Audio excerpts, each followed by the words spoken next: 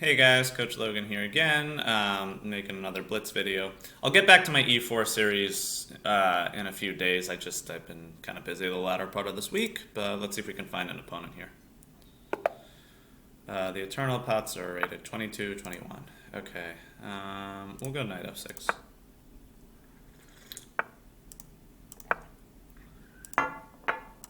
Alright, we're getting a Grunfeld. He's not taking. Is he going to play Bishop G5? I've been seeing a lot of this Bishop G5 stuff. I don't really understand why. I don't think it's that great. Yep, okay, so here I can play Knight E4.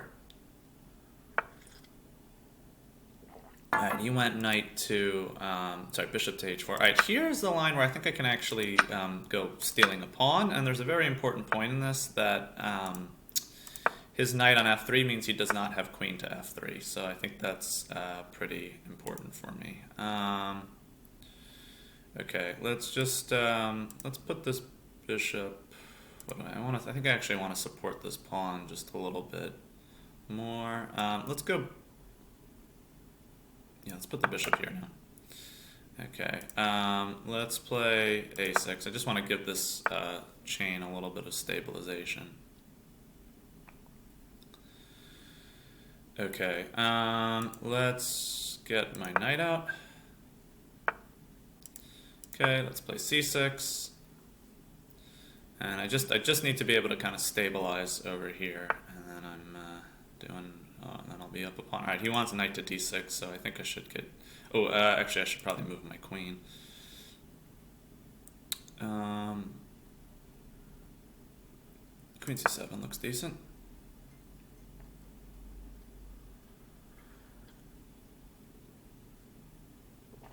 And really on white's end, it's sort of important to prove that black is not just up a pawn here, but I don't think he's done the best job of doing that.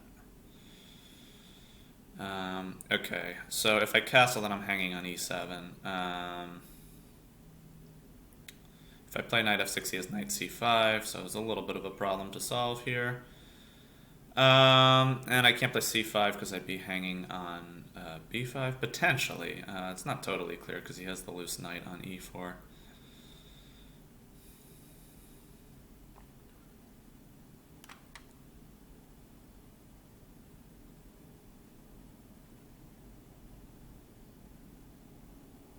Alright, let's go. Oh no, okay.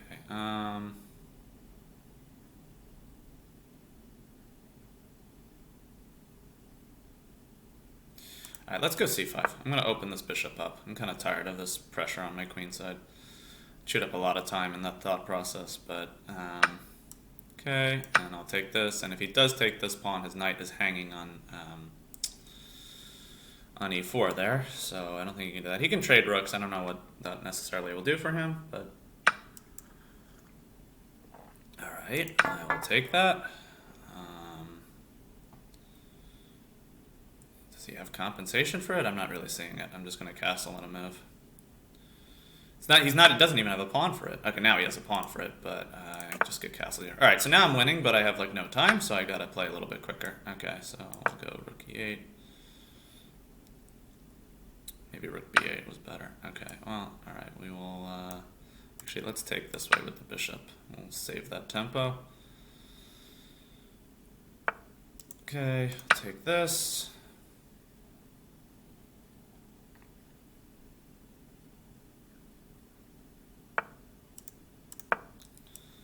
That queen trade. Knight b6.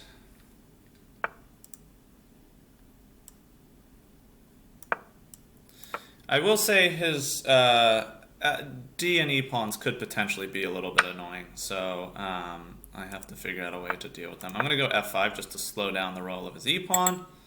He wants a draw. I'm not taking a draw. Let's see here. I want to get my rook to a good file. I don't have the B file open, so it'll have to be the C or the A file. Although his rook is going to come in too, so I want... Somehow I got to find a stable setup for my pieces. Maybe if I can just throw in F4 and just chop his pawn structure. Yeah, actually I kind of like F4. I don't want to trade pawns here if I want to try to play for a win, but I'm going to play F4. But I do want to sort of break up this... if I take... No, he can't. I can play rook e4, and he does not have f3 because he's pinned. Okay, yeah, they wanted to mess up his structure a little bit. So at the cost of one pawn trade, I will compromise his structure. Okay, so let's bring this knight in. If he goes rook c1, I have a fork. If he goes rook a1, actually, he might be in a little bit of a pickle there. All right, check. Ooh, but actually this is loose now, so let's back that up. And I want knight e4. He might play rook b2. Nope, okay. I'll go knight e4. I will take that.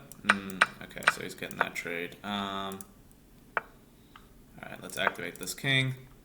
I'm going to just put my rook away from any danger. Alright, let's go check.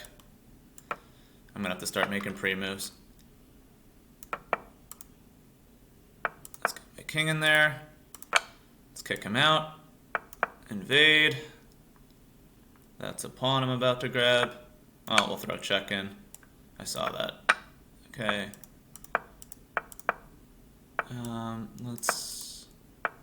Okay, yeah, he's low on time too, so he's hanging stuff. Okay. Interesting game. No, I would do a rematch, but I want to get this video out and morning email out. Okay, so let's take a look. So, analyze. Yeah, so how do I get these pop-ups? So they want me to buy an account. I already have an account. I just use this one for the videos that I do and when kids want to challenge me. Okay, so we get a Grunfeld defense. The main line would be if he took this pawn and played e4, and I really think this is White's best way to try to play for an advantage. It's really interesting chess. After something like this, Black, let's say bishop g7 and like knight f3, White is playing very classically with the strong pawn center and good development, but Black tries to undermine it with c5, and these positions are very interesting and double-edged. He didn't do that. He played a little bit quieter with knight f3, bishop g7, and then bishop g5. I'm seeing this line a lot, but it allows White to hop in with his knight, Black to hop in with his knight to e4.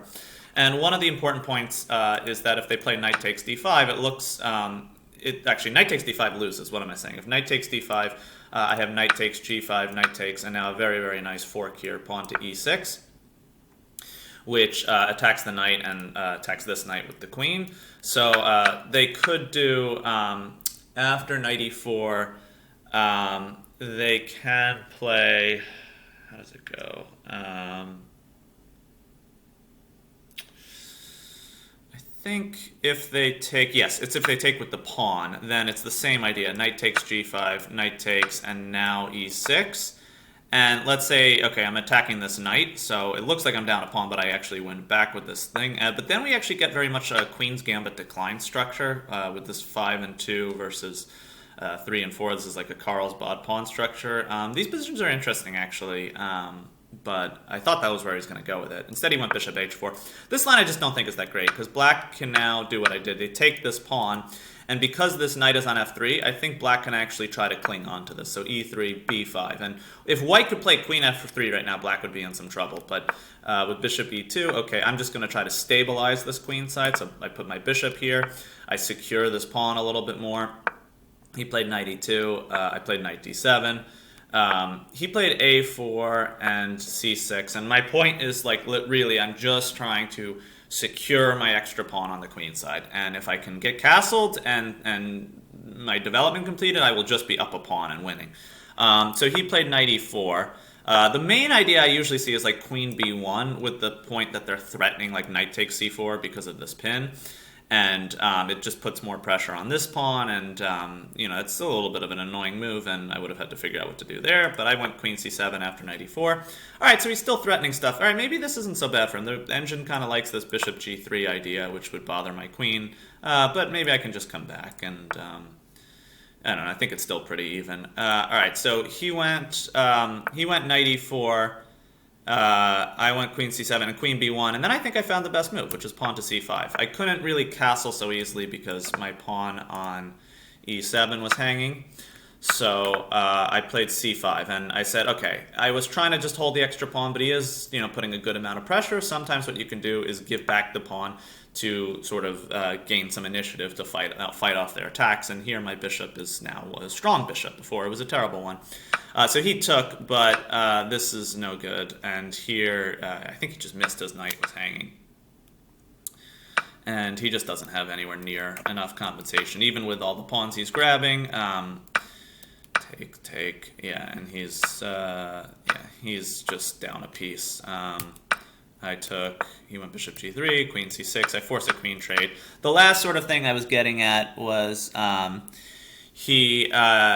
these two pawns could potentially be annoying, like if he can get an f3, e4, d5, push these pawns sort of down, down my throat. This would be not so fun to deal with, but I came up with a plan here, which was to swap the light squared bishops, and then he's not in time for e4 yet because I can take, and then my point, h3 was, I think, just kind of a waste. f5, now he can't push this pawn as easily, and I'm gunning for f4, which breaks up his pawns. Yeah, like he went bishop to d6, and all right, the engine likes other moves better, but I just liked f4 for its simplicity. I'm going to bust up these pawns.